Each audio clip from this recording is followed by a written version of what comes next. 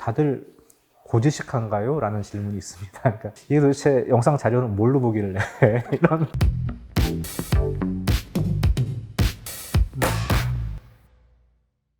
네, 안녕하세요. 한국영상자료원 유성관입니다. 저희가 첫 번째 컨텐츠에서 한국영상자료원에 대한 소개를 좀 드린 적이 있어요. 그때 그런 대략적인 얘기를 드리다 보니까 또 주변에서 좀 더 디테일하게 저희 자료원에서 좀 궁금하다라고 물어보시는 게 좀 있더라고요. 그래서 좀 여러 가지 경로를 통해 가지고 좀 질문들을 받았는데요. 저도 이제 저희 기관 트위터를 통해 가지고 좀 질문을 좀 한 적이 있습니다. 그래서 좀 모으다 보니까 좀 많은데요. 오늘은 되게 소소한, 뭐랄까요, 한국 영상 자료원의 이모저모 같은 느낌으로 좀 답변을 드리도록 하겠습니다. 영상 자료는 언제 설립되었나요? 처음부터 공공기관이었나요? 이런 얘기도 있습니다.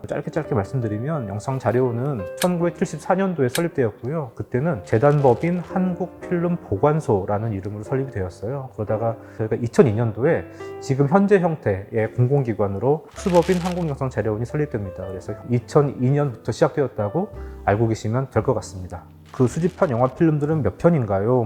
장편 영화 기준으로 했을 때 그 보유 편수는 9,300편 정도다 라고 알고 계시면 되고, 그거는 제작된 한국 영화들 중에서 83.5% 정도 되는 영화들이다 라고 알고 계시면 될 것 같습니다.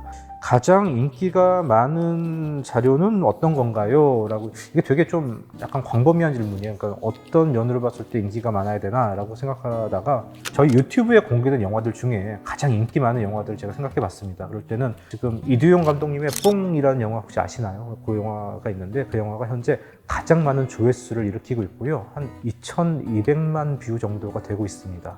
2위가 김수용 감독님의 야행이라는 영화가 있는데 그 영화도 2천만 뷰 이상이 넘어가고 있습니다. 그렇게 2천만 뷰가 넘어간 영화는 딱 두 편이 있습니다. 보관 중인 영화 중에서 가장 오래된 영화는 무엇인가? 라는 질문도 좀 있었거든요. 그러니까 저희가 되게 오래된 기록 영상도 있긴 한데, 극영화 기준으로 말씀드리면 1934년도에 만들어진 안종화 감독의 청춘의 십자로가 가장 오래된 영화입니다.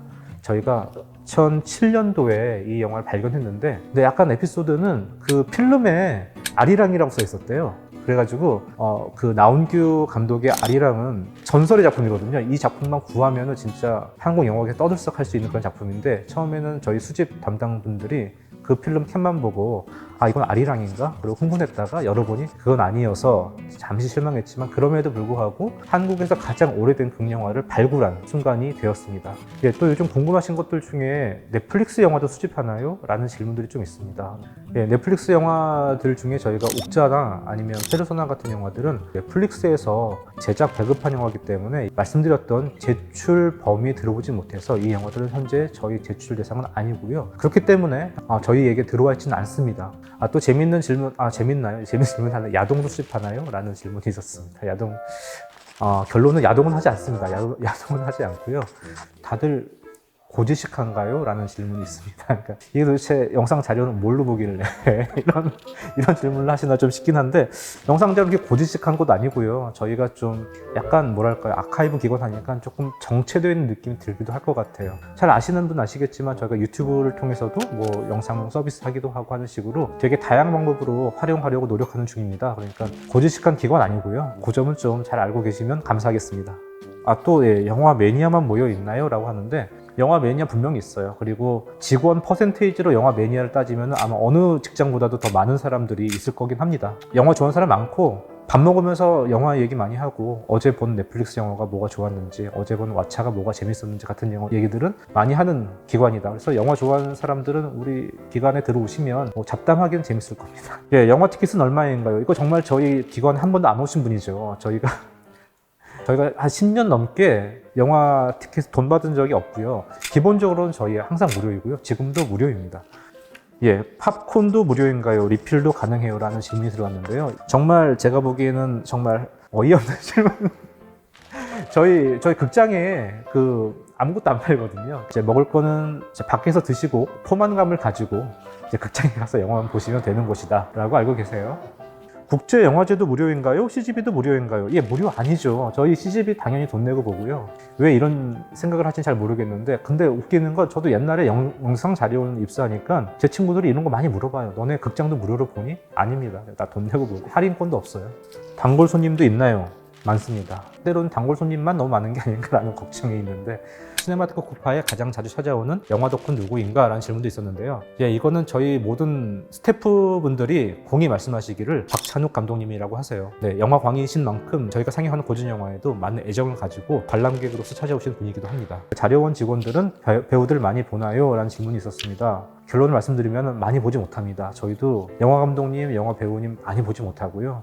비슷해요, 여러분들하고. 또 뭐 또 틀어주나요? 그러니까 현재까지 튼 적은 없습니다. 하지만 저희가 애니메이션 아카이빙 사업을 좀 진행하고 있는데 얼마 전에 시작했는데 그때 방송용 애니메이션도 저희가 지금 수집 대상이 되어서 언젠가는 수집될 수 있고 그렇다면 또 언젠가는 상영될 수도 있겠죠. 하지만 시네마테크 쿠파 극장 스크린으로 또 무엇이 상영될지는 저로서는 아직 잘 모르겠습니다. 프로그래머님들의 선택에 따를 뿐이죠. 네, 그리고 저희가 기관이다 보니까 그리고 수집한 영화들이 좀 많다 보니까 국가 기밀도 수집하나요? 라는 질문도 있었습니다. 수집하지 않습니다.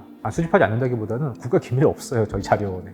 다만 저희는 이제 북한 영화는 좀 있습니다. 관련돼서는 제가 약간 좀 보존 관리팀장님이 보내주신 좀 메시지를 보고 말씀드릴게요. 잠시만요.